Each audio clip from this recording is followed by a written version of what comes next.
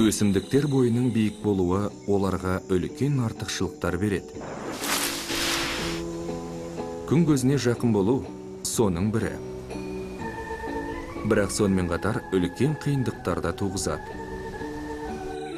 Мына биік ағаштың жердегі суды жапырақтарға жеткізуі үлкен еңбек секілді болып көрінеді.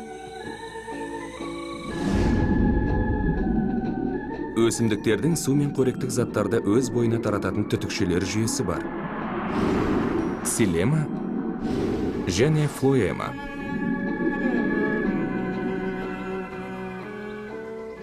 Діңнің сыртқы қабығындағысы флоема түтікшелері.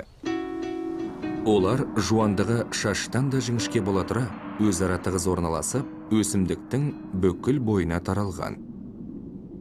Әр түтікше бір-бірімен тығыз байланысқан тірі жасушалардан тұрады. Олардың жіңішке қабырғаларындағы сүзгі тәріздес саңлаулары жапырақтарда түзілген қантты өсімдіктің барлық мүшелеріне тасымалдайды.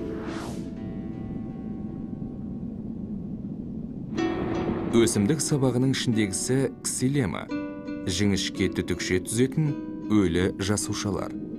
Су мен минералдар осы түтікшелер арқылы тамырдан жапырақтарға көтеріледі. Бірақ бұл процесс қалай жүреді?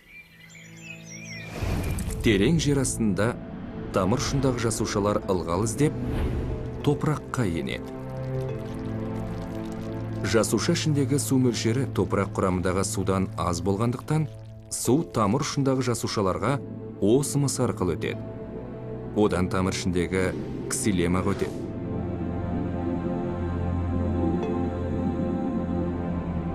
Ксилемаға жеткен соң басқа күштер әрекет ете бастайды.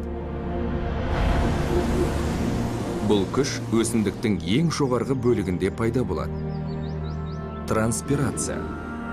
Жапырақтардағы судың булануы.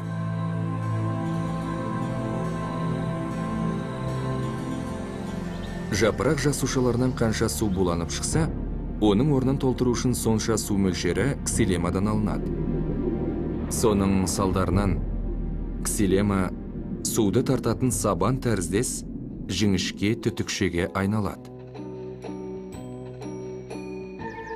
Сонымен судың жоғарғы қалай жететіндігінің құпиясы өсімдіктің басында пайда болатын тартылуда жатыр. Транспирация арқылы суды сіңіру күші өте биік ағаштардың басына да су тарталады.